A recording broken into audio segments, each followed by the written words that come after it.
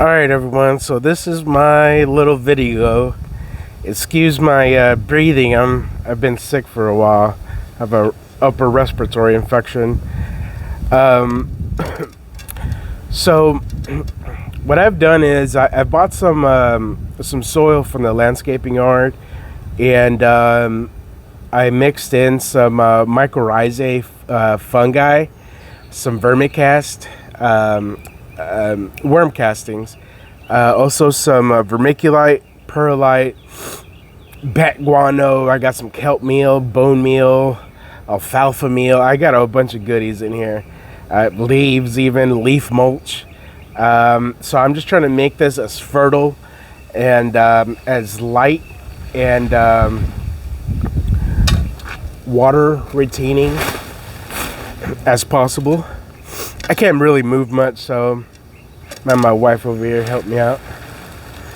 All right, so I'm attached to the camera with my little microphone. But so if you ever want to mix your own stuff, like I did, I'm not really sure why that's there.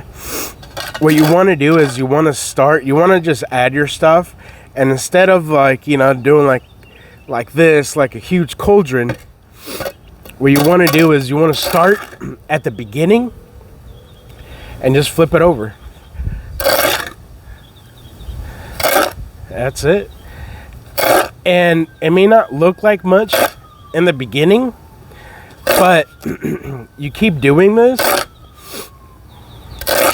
and it'll all incorporate.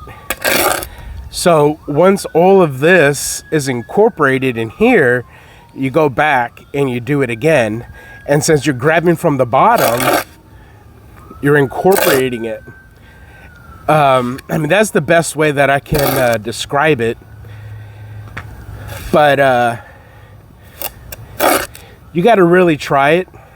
See, I'm just going to pretend I'm done, right? If you hear some roosters, it's my neighbors. They got a little nursery going over there. But I'm just going to pretend I'm done for now, right? So you grab from the bottom. Okay. And then, so as you can see, it's incorporating in there very well. There you go.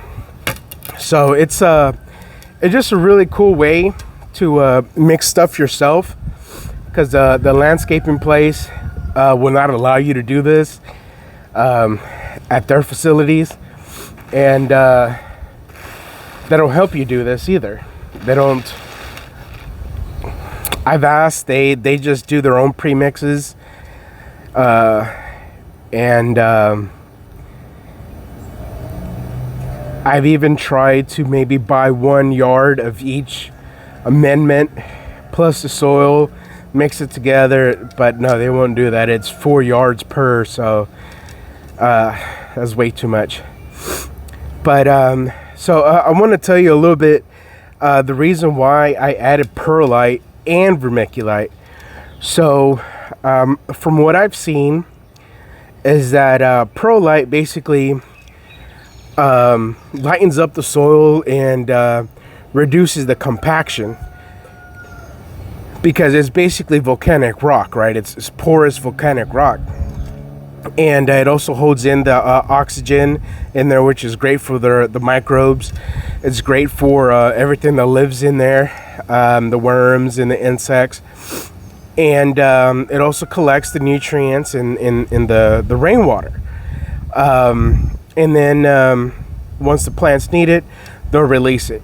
Now the vermiculite does the same thing, but from what I've seen is that when I've used perlite only, the plants tend to kind of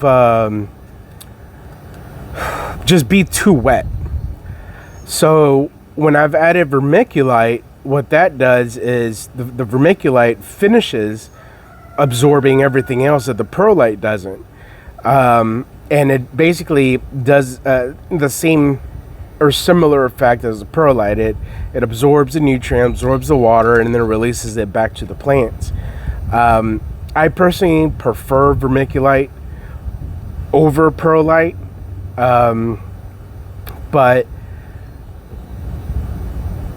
I'm going to use both because that's what I initially started with about 3 years ago, and it was just a success. I could use it both indoor and outdoor plants. I don't have many. Actually, I don't have any indoor plants anymore. When I first started, I had watched some YouTube videos and even asked ChatGPT, about soil and how I should keep the plants, how I should start them. It recommended I started them inside using vermiculite. I mean, not vermiculite, but using perlite and soil. Excuse me. And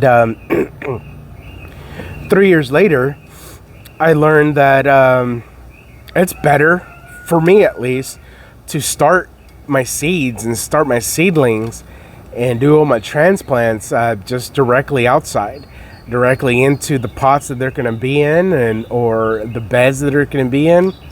It just works out a lot better because, from the get-go, they're going to get used to the environment instead of slowly getting them used to the environment just from the beginning. And if they survive in the beginning, awesome. If they don't, awesome, because you won't waste any time. So that's my take on it anyway. And I'll show you my garden in a minute. It's amazing. And I'll tell you also some of the stuff that I've used. I also use my own fertilizer. I've used all-purpose fertilizers. I've used specific types of fertilizers, like for tomatoes, just for vegetables, for fruits. But since I started making my own fertilizer and started making my own compost, not only is it free or relatively free, everything has grown just significantly more. Last year, I had a great harvest. I called it my savage garden. I had like over 40 pounds of cucumbers just from one plant alone. And so I'm just going to finish this up. And ever since then, I've just loved it. Now there's a lot of ways that you can do your own fertilizer, your own compost at home, but an easy way to do it is by just buying some blue drums, some rain barrels. I'll show you that in a minute as well. Cut the top and then just make everything directly in there. So what I'm doing with this soil, you see, so since I'm starting from the bottom, like I told you earlier, it doesn't look like it's incorporating, but it is.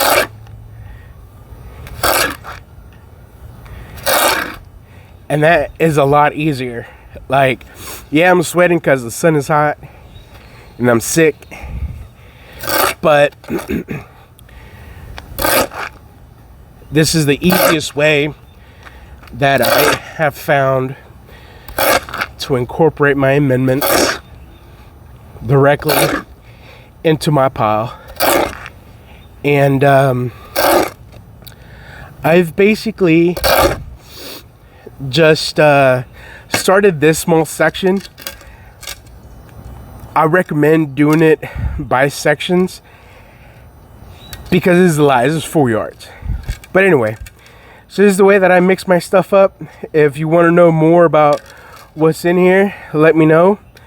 I'll make a video of that as well as incorporating some charged biochar with the fertilizer. But and everything else that goes in here. But yeah, thank you for joining me.